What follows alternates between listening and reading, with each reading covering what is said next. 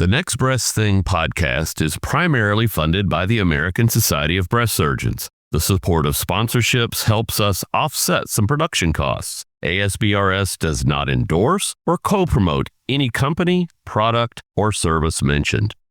This episode of The Next Breast Thing is made possible in part through the generous support of Solventum Prevena Therapy and Mammotome Breast Cancer Diagnostics and Surgical Solutions. Solventum Prevena Therapy has demonstrated a significant reduction in surgical site complications, infections, and readmissions. Take a proactive risk management approach. With Prevena Therapy, learn more at Prevena.com. That's Prevena.com. At Mammotome, we offer a comprehensive range of products that deliver better outcomes in breast care. From biopsy to surgery, our advanced technologies empower clinicians with precise, trusted solutions. Together, we will transform the future of breast care. Learn more at mammotome.com. Hey listeners, want us to let you know when new episodes are available? Simply hit the subscribe or follow button on the Next Breast Thing podcast wherever you listen to podcasts. Also, join the conversation on our Facebook group by searching the Next Breast Thing podcast group on Facebook. On this episode of The Next Breast Thing, we are live at ASBrS 2026, Dr. Helen Pass's Best Papers. There's tens of thousands of papers, and you're able to narrow it down. For those of you out there who are general surgeons and you did not attend this talk, it is a must to. So were there any themes that came up this year that were related to breast that were different than previous? Give me top two. what I am struck by now is how multidisciplinary these papers were. And not just One was the opening paper on screening after 70.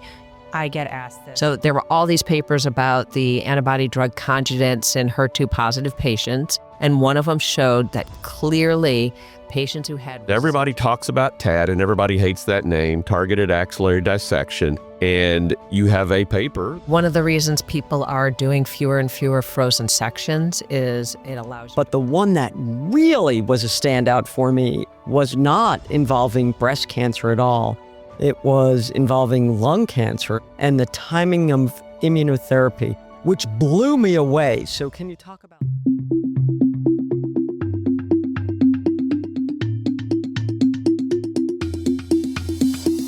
This is Carla. Ellie. Michael. Susie. And Susan. Welcome to The Next Breast Thing, a podcast by the American Society of Breast Surgeons for the entire breast community. We're a group of devoted surgeons from different parts of the country. Inviting you to journey with us into the science of breast. Through the heart and soul of our breast community. From advances in procedures and patient care to personal transformation, we're here to support you. So, if you're part of the breast community and can't seem to find the answers, this is the Next Breast Thing. Welcome back to ASBrS 2026 here in Seattle. We've opted to continue on the last episode, Dr. Helen Pass's Best Papers. So we're going to pick up where we left off because there were some papers that we still had not discussed, and then get into a bit of what are our takeaways thus far and our favorite sessions. And we know, Dr. Berry, you might have some thoughts on that. I do. Might have had a little influence on the Waiting since the last episode to get my B51 question answered and how we're dealing with post-mastectomy radiation. And So let's just get right into it. Go. well, that was my question to Helen, because you have integrated that so well by taking these papers and saying, okay, this is how I'm going to use it. This is my opinion. And that's really where we were, and y'all left me hanging last time. So leave me unhanging, Helen. Put some of this all together for us. So I think you're right. One of the goals is to take all these papers and put them into actionable items, I guess, for lack of a better word. I mean, just to give you a paper without a take-home message, people's eyes glaze over. So hopefully that's what I'm imparting. So B51 is a clinical trial we've been waiting a long time to have the results from. And it's a very important trial. The real question was, In patients who respond to neoadjuvant chemotherapy who were clinically node positive and convert to node negative, can we omit regional radiation? And really what we found is that patients who got regional nodal irradiation did not have any improvement in invasive breast cancer recurrence or death from breast cancer, except for a small benefit seen in a triple negative cohort, which remains to be further parsed out. So I think this data makes us very comfortable that in patients who are lymph node positive and convert to node negative, we can omit regional nodal irradiation and we don't have to give them the double whammy of surgery plus radiation. There was one subgroup, there was a benefit seen for triple negative breast cancer, but the survival curves were pretty much overlapping. So in lymph node positive patients who become lymph node pathologically negative after neoadjuvant chemo, they no longer need regional nodal irradiation. But like everything, this is a trial that started a while ago. And really what's happened is that these patients did have surgery. And so we need to know if we're skipping a full axe dissection, can we also skip radiation? And that's why I was saying, my feeling is we take them to surgery, we check their nodal status, we take a timeout and a pause, we wait for our pathology, then we have a multidisciplinary discussion about what are the next steps. And what we also discussed on the last episode is if they happen to be node positive and they've got minimal disease, maybe we are going to go back to radiation. Or if we decide it's too bulky disease and they need a full dissection, maybe we can combine it with a lymphovenous bypass to try to decrease some of that morbidity. Carla, what's your practice? We don't do axillary dissections on these patients. We don't do radiation. And we've been doing that since the abstract was presented. I think it was San Antonio, maybe a couple of years ago. But what's been interesting is, I think, integrating that when your patients go outside the system. We've talked a lot at this meeting about new data and being an early adopter and how you do that. And I definitely had a couple patients where I would go over their postoperative pathology, say you don't meet any criteria for post-mastectomy radiation. They would meet with a local medical or radiation oncologist and be told they need radiation. And to be honest, in the beginning, I had to kind of keep going back and making sure I was recommending the appropriate thing, but I did have to push that for a while. You do not need post-mastectomy radiation or regional nodal radiation. So that actually brought up another point, and I will digress, which I know everyone sitting here is shocked, and our listeners are probably shocked that I'm digressing. But does it mean anything when we see a presentation at a major meeting and then it takes so long to get the manuscript? Do we read into that? What are the thoughts about that? We definitely read into it. I was going to say, I'm very influenced when I'm selecting papers if it's a presentation at San Antonio with a simultaneous publication in, especially like the New England Journal of Medicine. I'm like, well, it must be important. Now I need to figure out why. Because sometimes, especially for like the med-onc ones, because they always come out at San Antonio Breast, I'm like, I guess I gotta. And that happened this year, that papers were simultaneously published, as opposed to a B51 that took forever. Carla brings up an interesting point that makes me think, because we talk about system, and you're in a system, Carla, that you guys all sit down at multidisciplinary conferences, or just even this is the treatment pathway we're going to take, and patients will come in and out of that system. And not that certain systems are wrong or right, but you found what works for you. How do we deal with these folks that you've got a set way of doing it? It may be nuanced. And I want Susie may have more experience with this because you're not necessarily in a system like, maybe Helen or Susan or Carla of this is how we're going to treat it here. But there's a lot of people flipping in and out of different hospitals and different treatment groups. Is that a thing that you encounter? So I think where I practice, we're very fortunate because it's a closed system. Almost everybody chooses us, stays there. I can get on the phone with whoever I want, even during the patient visit. It is remarkable. So we do have our multidisciplinary. When new stuff comes out, after this meeting, they're expecting an email saying, hey, when are we going to get together so that we are on the same page? So in a sense, I actually feel blessed because it's smaller. Then Susan and Helen, you're in the New York City area, so there can be that flipping back and forth. And you've got the way you take care of it, which may not be exactly how Susan takes care of it. In general, there is the correct way. If you have, It's nuanced, right? Because if you exclude something, you're doing it for a reason, but it may not be your guidelines. is it always nuanced? If you have a triple negative with a 2.5 centimeter clinically node negative breast cancer, should you do neoadjuvant or should you take her to the OR?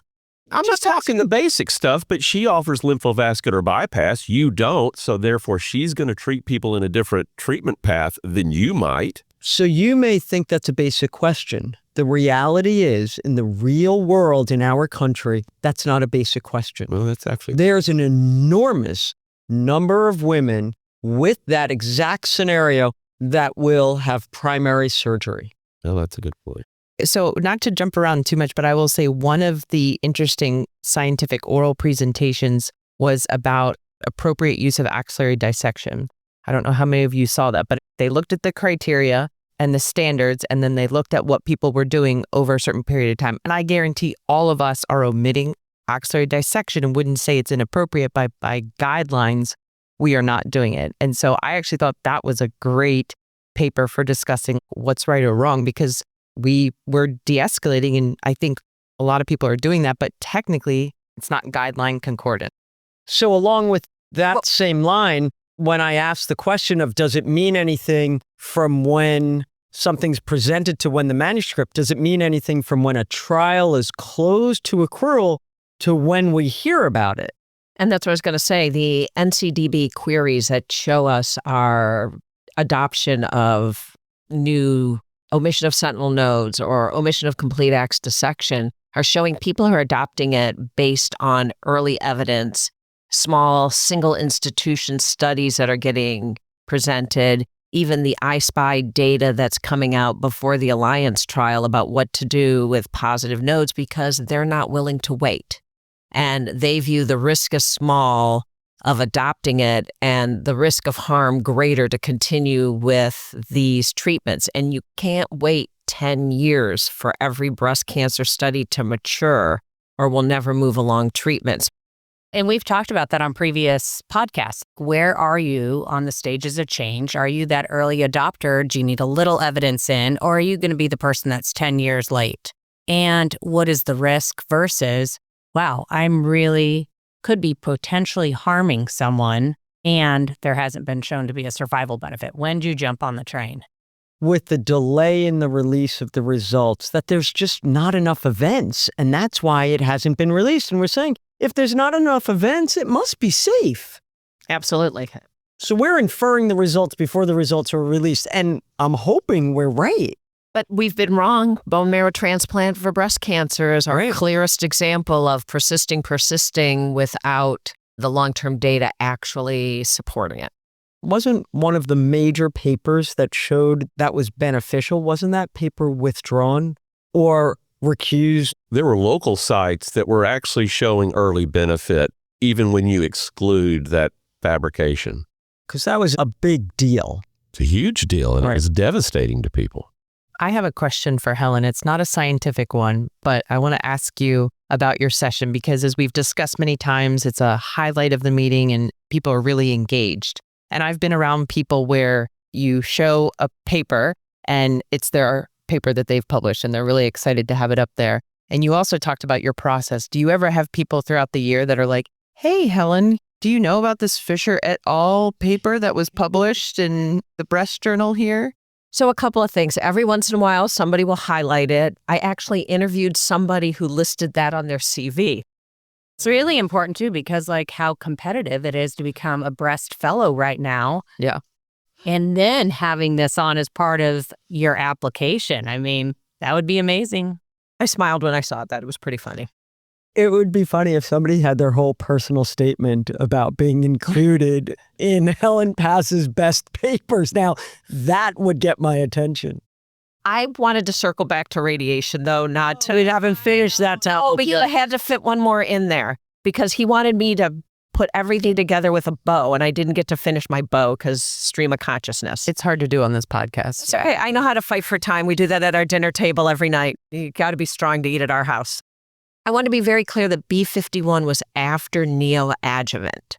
Supremo actually showed that there was no advantage to post-mastectomy radiation in this group of patients. And the reason this paper moves things forward is the British Columbia trial was the one that always said it was beneficial, but they had few nodes removed. They weren't getting modern therapy. And this one shows the benefit of current modern systemic therapy in improving local control. The caution with this, though, is that these patients probably were still getting axillary lymph node dissections for their node positivity based on when they were. And so Supremo doesn't answer if you don't get an axe dissection, you're only getting a sentinel node, and your sentinel node positive, can we omit radiation in that group? So trials are ongoing. We're getting those data, but that's one of the weaknesses. But for right now, the answer is higher stage, don't necessarily need to have post-mastectomy radiation. If you fall in that group of T3N0, I think most people have felt really comfortable omitting it. T2N0, high risk, really comfortable omitting it. What to do with the node positive, 1 to 3 positive node that the randomized trial couldn't accrue to? We're still struggling a little bit. Complete lymph node dissection, avoid post-mastectomy RT, sentinel node only, give radiation, sentinel node, omit radiation. And this is where multidisciplinary input comes into. So I think it's a great segue because we had a whole debate on that yesterday. It remains a hot topic. I think we had 3 debates, and that was one of them. So let's switch gears a bit away from best papers, because honestly, we could have 5 episodes on this, but let's switch gears to some of the sessions that we had. And Michael, You're listening to the Next Breast Thing podcast. We'll return in a moment after this brief message from our sponsors. Breast cancer recurrence doesn't wait for symptoms. Signatera is a tumor-informed circulating tumor DNA test that detects molecular residual disease months before imaging. From neoadjuvant response to long-term surveillance, get unparalleled insights to inform next steps. Signatera is backed by Medicare coverage and more than 175 peer-reviewed studies. Learn more at natera.com/Signatera. And now, back to the Next Breast Thing. let's switch gears to some of the sessions that we had. And Michael, I know this was your brainchild, and I think it was just brilliant. And you won't hear me say that Michael's thoughts are brilliant very often. Can we keep this on record? This needs to be a soundbite every single episode. Okay, I might have to redo that then. But we had a session on an inter-society roundtable. Tell us what your thought process was in doing this. And I have to say, it was probably the best moderated session that I've seen of the whole meeting thus far. You were getting asked questions, and I was like, oh, no, you don't do that. Did you threw it right back? Did you do my answer? Yeah. Hey, I'm the moderator. But for people who aren't getting the joke and weren't at the meeting, it was moderated by Susan. But I would have to say she's a very engaging moderator and did have a weakness and answered a question.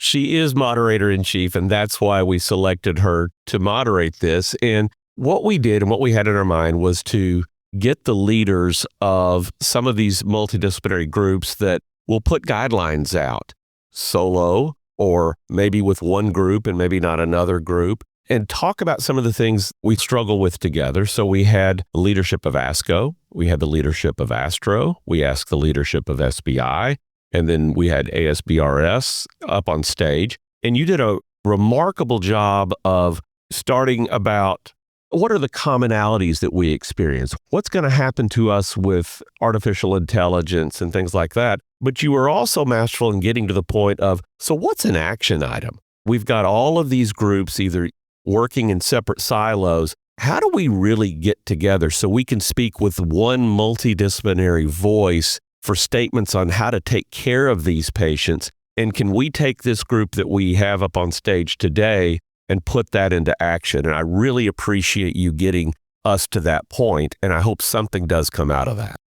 I thought that you might kill me when I said that because Michael was not aware of my call to action, which was perfect. Creating something like a breast cancer coalition where all of the societies in the disciplines have a seat at the table. And that's how we release guidelines. And maybe that's how we approach advocacy. And yes, it was brought up, well, there's financial issues with it. We are well aware of the financial issues and willing to participate in that also. But I agree, for us to release separate guidelines, which don't always say the same thing, is really confusing, not just to patients, but for those of us involved in clinical care. Do we follow this guideline or do we follow that guideline? So, Carla, what was your takeaway? I know that we spoke about it very briefly, but what was your takeaway from that session? Besides how great it was moderated. Yes. We were really watching a synergy up there on stage, and you could tell that some light bulbs were going off about collaborative effort. Part of what brings groups together are similar goals, but also similar challenges. And I think we were talking a little bit about some of the cuts in terms of RVU payments, and you could kind of just see everybody coming together and realizing we need to do more stuff together. So I thought it was really fun to watch that in action. So how do you implement that now? So the call to action was out there. I wasn't quite sure if it would lead me to that point. I certainly had that in mind. I did take a deep breath. I don't know if anyone else had noticed that.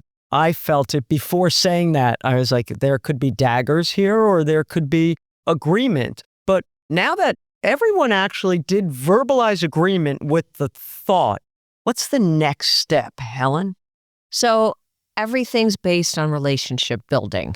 You have a current president of ASCO who is a surgeon who's interested in relationship building. We've worked closely with SBI, CAP, Astro on other guidelines, so we've established a trust and a relationship, and it's time to leverage that. But it comes with post-meeting deciding who's the point person and who's going to make the individual phone call to say, are we at a point where we would like to get together, a conference call to explore what shared goals we have and how we can synergize? So I think that is the takeaway. And in speaking to several of the panelists and leaders after it, that was their thing. When we were still on the stage, I said, okay, next step. And they said, someone needs to figure this out. And I said, I will send the email off on Monday morning. Well, I mean, this came about by just what you said, Helen, is early on this year, I made personal relationships with every single one of those people. So asking them to come do this, it was brilliant. And it made it easy because now it's not an official ask through an email. I'm picking up the phone and I'm calling one of these people and just saying, hey, we're doing this and we worked together this year on some other things. You would want to do this? And nobody said no. There's more that brings us together than divides us. And then trying to, how do we make this a small but a very important first step? Where's the momentum? Where's something we can easily agree on together? And then be able to start tackling some of these more difficult challenges where there may be some disagreement. So I'm going back to, Michael, what you just said, and it was a very little statement, but so powerful. You said, I picked up the phone. Oh, you taught me that. And called. That wasn't my point. It's irrelevant, but it's exactly the right answer. And it really, honestly, goes back to our benign disease pathways. And we wanted to involve CAP for the pathologist, and it made perfect sense. And as we're getting ready to release our first iteration, someone said, well, what about CAP? And they said, well, we wrote them an email and they never responded. And I just said, did anybody call them? And they said, no, well, I found who the president of CAP was and I picked up the phone. Couldn't have been a nicer guy. And he was all about it, wanted to get involved. They couldn't get involved fast enough for the first release, but they signed on for the next 3. And that was a phone call. And I gave them basically 2 days to give me an answer. And stuff like that just doesn't happen in 2 days. They gave me an answer in 2 days. And now they're on those benign disease pathways that are getting published. And that's not a big deal for me, but it just says it's the relationships of being able to pick up the phone, not have to go through official channels all the time. And these relationships matter. But it's a lost art. And it's almost generational. I'll give you a quick example. I was in my office. I was walking into a patient's room and I said, hey, do we have the note from the plastic surgeon? Our plastic surgeons are in our suite. So I asked someone on my team who was helping me that day, to say, hey, can you get the note? And I watched her pick up her phone to text them. So instead, I just walked down the hall, got the note. They handed me the note. I handed it to someone else to scan in the chart. I read the note and ready to walk in the room. I go and I see the patient. By the time I walk out, that same person that I asked said, oh, I'm just waiting for them to get back to me. We're shackled with email, we're shackled with text, we're shackled with EMR, and we have to use those means to communicate. Right. And sometimes just picking up the phone and calling somebody is the way to do it. It is. And that's how this got together. You didn't send each of these people an email. You called them. And I think that it almost is generational that we have to remind ourselves and others that picking up the phone sometimes. I even use a rotary phone to do it. Just know how old we are. You got the numbers from your Rolodex? And then you messed up in the middle and I had to start over. It's like the handwritten thank you note. There is something so special about that. And it's also special when someone calls you and does a direct ask. Well, you just sidewinded me right into one of the other ones. I loved your presidential address. Not that you need more flowers, but I think it's also maybe generational or not, but showing gratitude. Thanks, y'all. Key. It was thank y'all. I was wondering if it should rank thanks y'all, but it was thank y'all. It was thank y'all. Thank y'all. Every time we'll do something, we'll say thank y'all. If you say it every time, do you mean it every time? I mean it every time. You may hear it enough that you just think it's part of what we say, but I'll leave the operating room and I say, hey, really thank you guys for getting this done today. And it's better than just saying, you better be faster next time. Just a simple act of gratitude makes somebody want to take notice and is willing to help you next time instead of submarine you something. So I say thank you, but I also say I appreciate you. As you know, you've heard me say it. Mm-hmm. And I really do mean it because I can't get through life without other people, whether it's work or personal or any day. I appreciate everyone. All these people we work with really have the sole purpose of getting you efficiently through your day, whether you're in the clinic or whether you're in the operating room. When you think about that, you may be dealing with 20 people in the clinic that at some point, whether it's the front desk or your biller and coder, their job is to take care of you and make you successful. Same thing in the OR.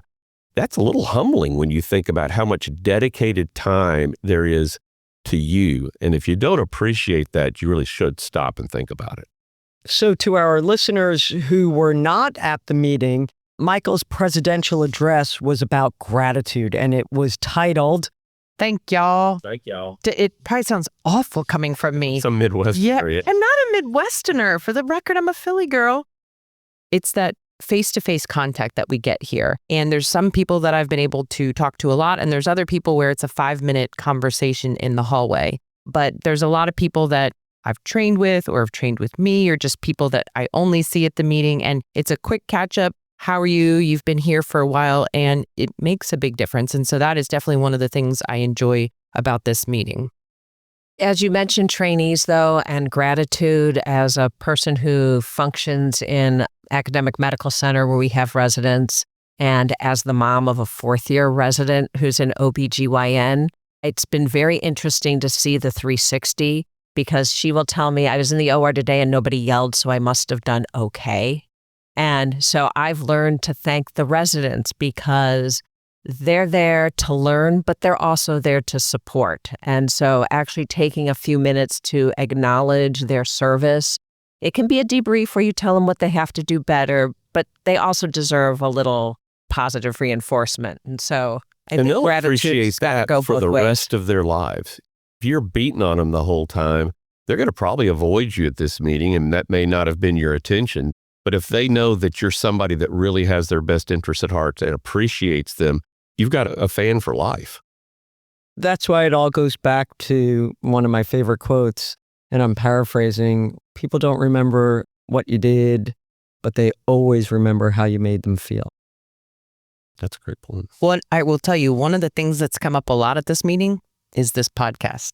I don't know about you guys, but we were doing it last year, but it had only been out for a couple of months. And so I just want to thank everybody that's come up and talked to me about the podcast. And people have given great compliments, but people also have said, hey, what about this topic? Or I think coaching came up. And so we love hearing that. We love hearing the good feedback, but we also like hearing the suggestions on how we can do certain things better, cover other topics. And that has been really fun for me.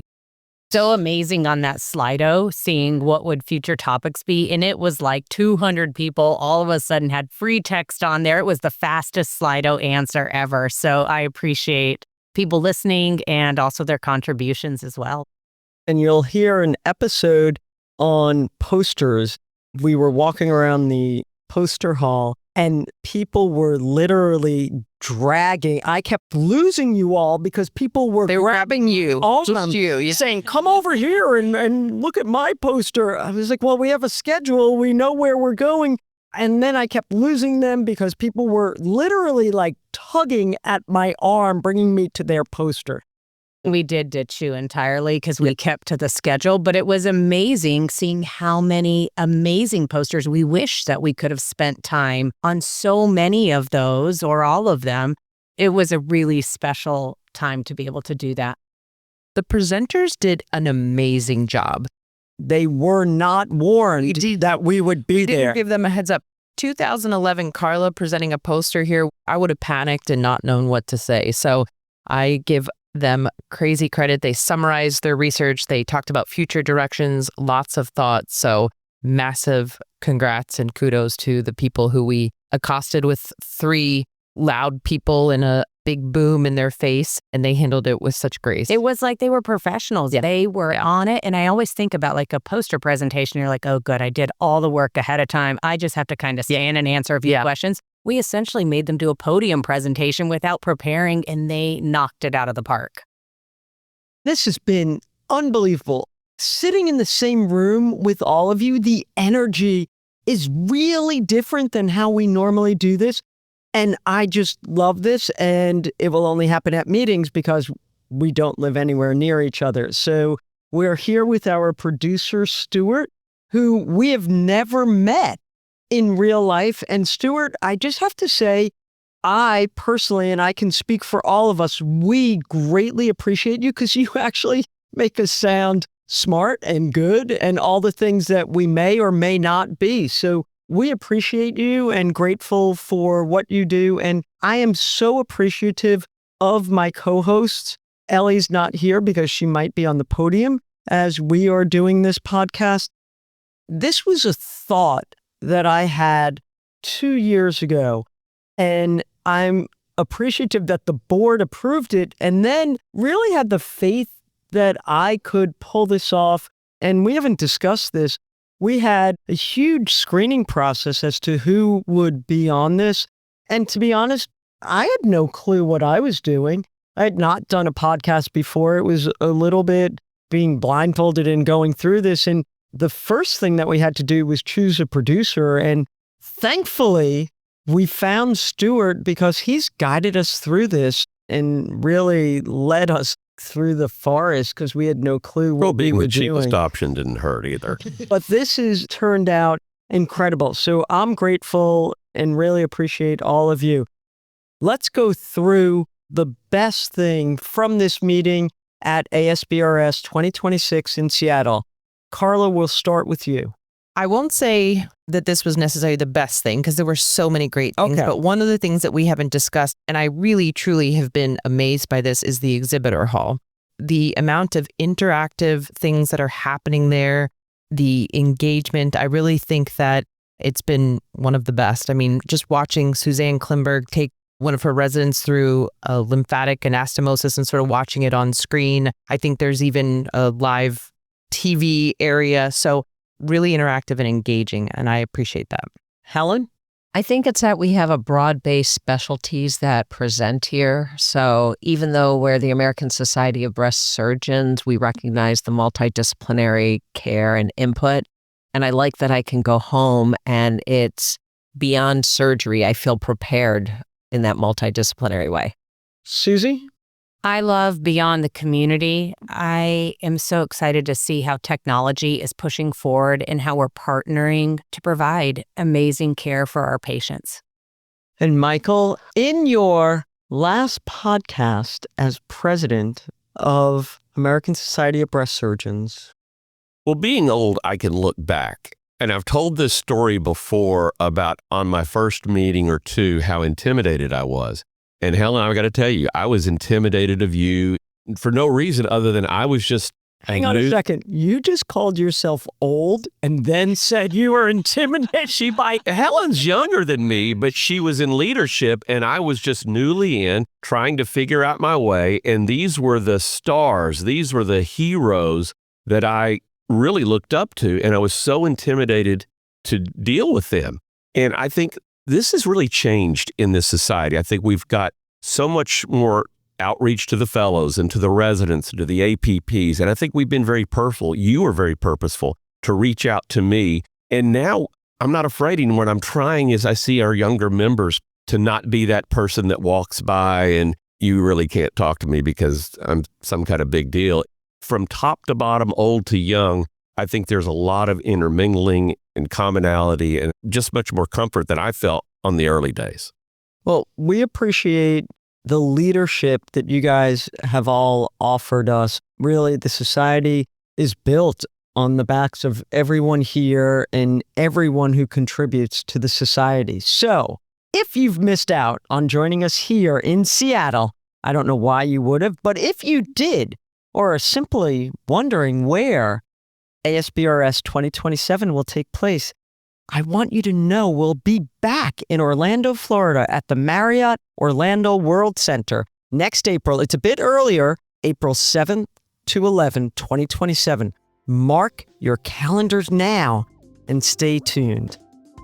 And as we say goodbye to Seattle and our listeners throughout the entire breast community, we're so excited you've joined us on this journey once again, and we'll see you next time on the Next Breast Thing podcast. We look forward to connecting with you on the next episode of The Next Breast Thing, a podcast by the American Society of Breast Surgeons for the breast community. Also, join the conversation on our Facebook group by searching the Next Breast Thing podcast group on Facebook. Finally, the content within the Next Breast Thing podcast represents the views, thoughts, and opinions of the co-host and may not necessarily reflect the views, thoughts, and opinions of the American Society of Breast Surgeons. Until next time, this is Carla, Ellie, Michael, Susie, and Susan. And always remember, if you're part of the breast community and can't seem to find the answers, this is the Next Breast Thing.